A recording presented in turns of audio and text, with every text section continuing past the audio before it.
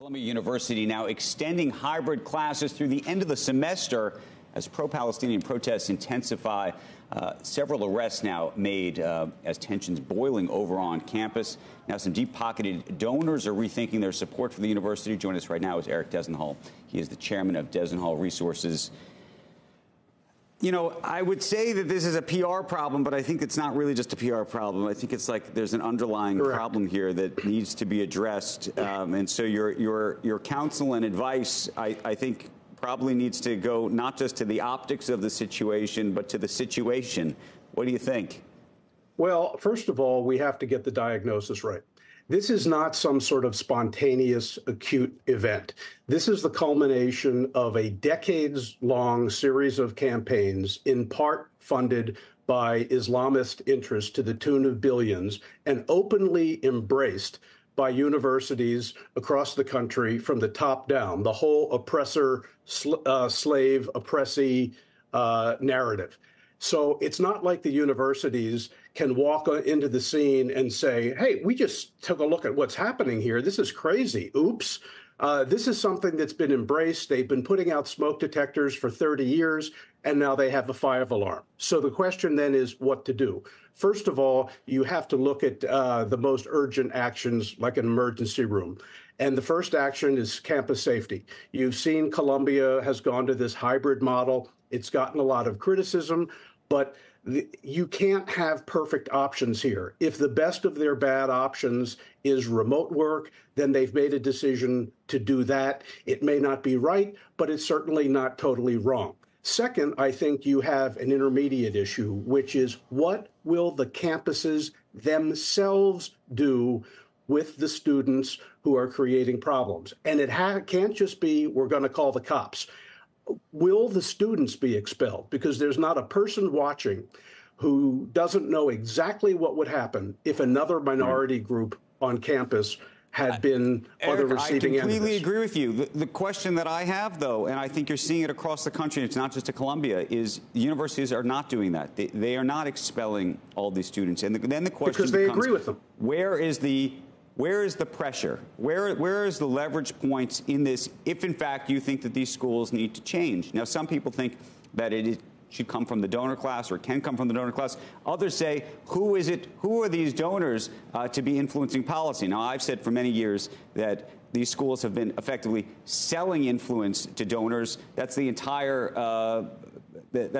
product that they've been selling for many years to the donor class to get their money. So the idea they're trying to influence things. But then the question is, should businesses, now, okay, so how do you feel about this? Should a business say, we are not hiring anybody from Columbia at all until this is rectified completely? Now, it will hurt students. It'll hurt quality students who actually, may deserve these jobs.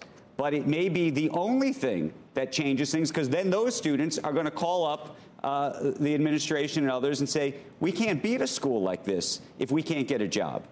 I can tell you that can only see the pressure points that I have personally witnessed. One of the things that I have told philanthropists of multiple races and religions is some of this is your fault. You have been successful. You like writing big checks. You like seeing your name on the side of buildings. And for 30 years, you have not asked where that money is going. What is starting to happen is they're realizing that by doing nothing over the years, but writing checks, they are part of this problem, and they are beginning to revisit it. Second, I do believe you have seen employers begin to address this. Specifically, law firms have taken action saying, we are not going to hire people who play in this arena. We do not want to hire people who are sympathetic openly to terrorist organizations. Oh, yeah, Eric, but I'm taking this to another level. I'm saying not only am I not, I'm saying to you, would you take the position that not only you're not going to hire those who are participating in protests like this, but that you're not hiring anybody from these universities until they actually get a handle on the situation?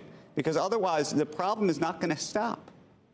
I think that that has to be a part of it. But I think that you can't just start there. I think what I have seen is that we are not hiring people who have been very openly involved with this, but it has to move a step forward or there is no risk. Okay, so Eric, and now one I of want the to make problems is there is no risk to the schools. I want to make it super complicated. It's actually the same question that we talked about yesterday, and it got a lot of feedback, positive and negative, online about the conversation where we're about to go, which is, do you feel it is okay for the students and administrators and others to protest the approach that Israel has taken in Gaza versus what might be described as anti-Semitic or true, genuine harassment of individuals? And where do you see the line?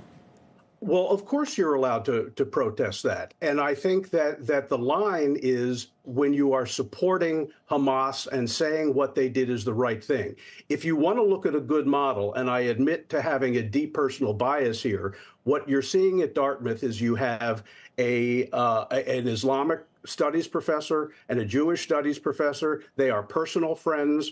They are bright, gentle souls. They have said, we are going to have debates about this on campus, but we are not going to tolerate when we start to have violent protest, genocidal comments. This is not how we're playing. But that is an extension of the individual personalities of those professors and of that school that is not easily replicated elsewhere. But in terms of a model, that might be one to look at because it seems to be working. And this is not happening everywhere. Not every school is tolerating this behavior. It's just that in some places, this is openly embraced. It is not an external. I mean, we divide crises into acute and chronic. This is a chronic thing that has finally erupted, not some crazy thing that has come in from the outside.